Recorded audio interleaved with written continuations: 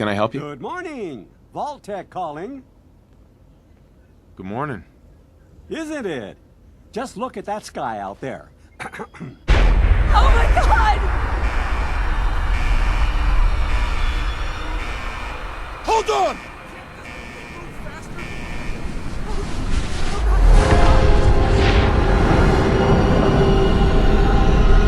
Hello everyone, and welcome back to the channel. I'm Origin Gaming, and this is the Fallout 4 Wasteland Survival Guide. In this video, I'm going to give you some tips and tell you about some of the things that I have learned while doing Fallout 4 Survival Permadeath runs. These tips will certainly help you if you're just playing normal survival mode, but they're geared towards people who are attempting permadeath runs, especially for the first time. With that out of the way, let's get started with the character build. This is by no means the only build you could use for this kind of run, but in my experience it's worked best for me. I recommend putting at least 7 points into agility, 5 into endurance, and 6 into charisma, for some perks that I'll explain in a bit. You can put the remainder of your special stats wherever you see fit. I recommend an agility of 7 so that you can get the perk Ninja and be able to do more damage with your sneak attacks. An endurance of 5 so that you can get the AquaBoy / AquaGirl perk for more easy travel around the map, and a charisma of 6 for the local leader perk. Some other perks that I recommend prioritizing during the early game are the Lone Wanderer perk for the increased carry weight and damage resistance while traveling alone. For a permadeath run, followers can sometimes be more of a liability than help, and I recommend staying solo or only with Dogmeat so that you can get the full benefits of the Lone Wanderer perk. I also recommend putting some points into Sneak, as it allows you not only to sneak around more efficiently, but at higher levels it allows you to avoid traps. There's nothing worse than losing a permadeath run to a mine that you didn't see on the ground.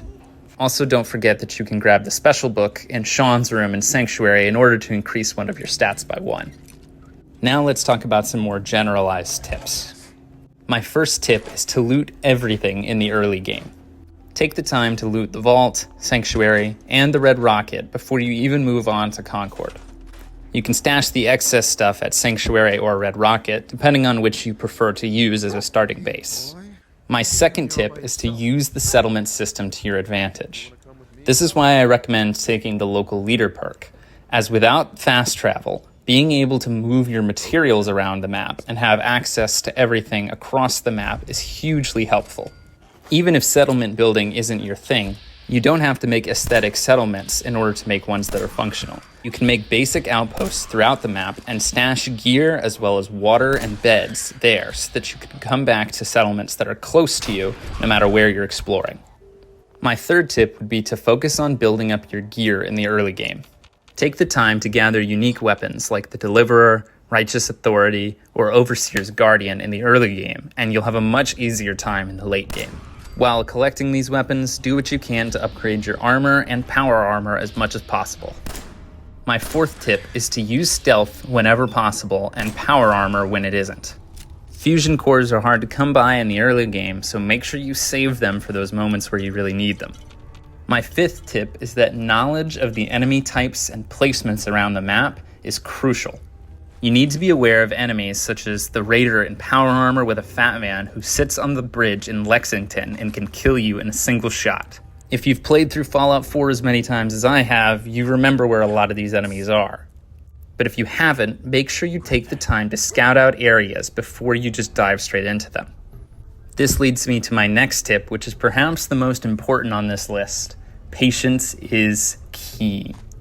If you rush into higher level areas before you're ready, you will almost certainly die. If you want to be able to successfully complete a permadeath run, you have to move slowly. Stay in areas that are at your current level and level up before you move onto more dangerous ones. Tip number 7 is to double back when you run low on resources. Let's say you're pushing through an interior dungeon like the Corvega assembly plant. If you're pushing through and you begin to run low on healing items or ammo, don't push through the rest of the dungeon. Stop where you are, double back the way that you came, and return when you have more resources. Tip number 8 is that joining the Brotherhood will make your life a lot easier.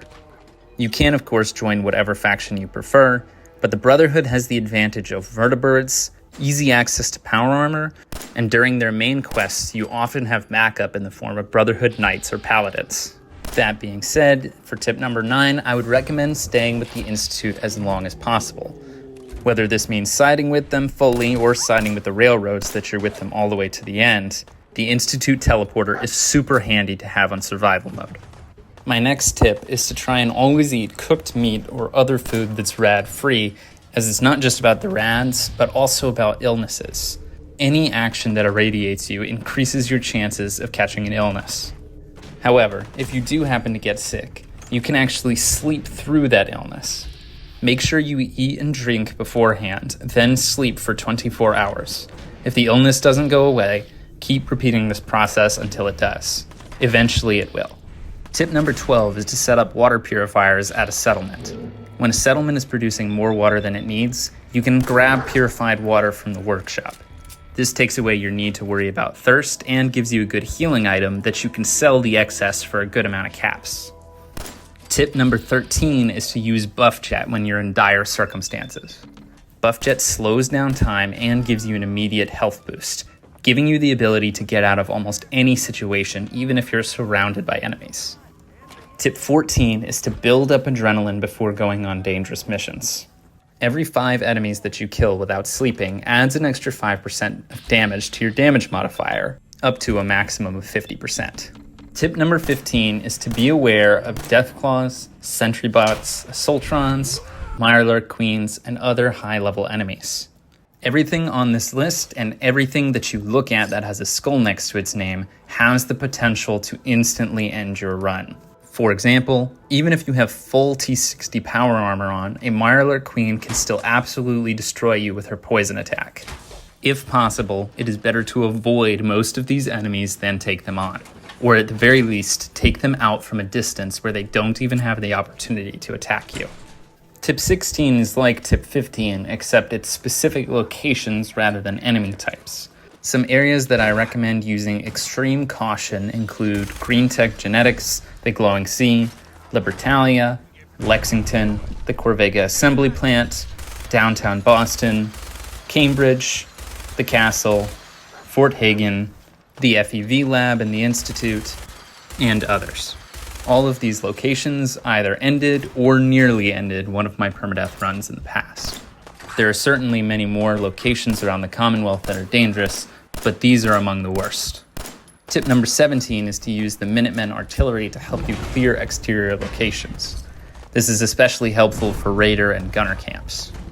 Tip number 18 is that if you grab the Wasteland Survival Guide magazine from Sunshine Tidings Co-op, it will give you double meat from animals that you kill.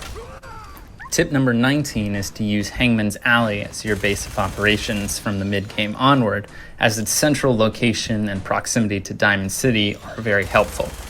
My 20th and final tip would be to understand that you probably won't get it on your first try. Even if you do everything you found in this video, Fallout 4 Survival Permadeath is an incredibly difficult challenge. The early game is especially unforgiving, with enemies being able to insta-kill you that you wouldn't even expect. It took me over a dozen tries before I was able to get my first successful permadeath run with the Brotherhood. However, with everything that I learned from that first set of runs, I was able to complete the Minutemen within a couple of tries and the Railroad storyline the first time I attempted it. Fallout 4 Permadeath is all about trial and error. You will likely die at some point and be very frustrated at how much progress you've lost. If that happens, I recommend taking a step back and then thinking about what went wrong and how you can fix that for your next try. To anyone who's thinking about attempting or already in the progress of a Fallout 4 Survival Permadeath run, I give you my best wishes. If you're still here at the end, I want to thank you for watching the whole of this video. If you found any of these tips helpful, please consider giving this video a like or subscribing to the channel to see more of this kind of content in the future. If you have any of your own tips that I missed, please leave them down in the comments below. This has been Origin Gaming, and I'll see you in the next one.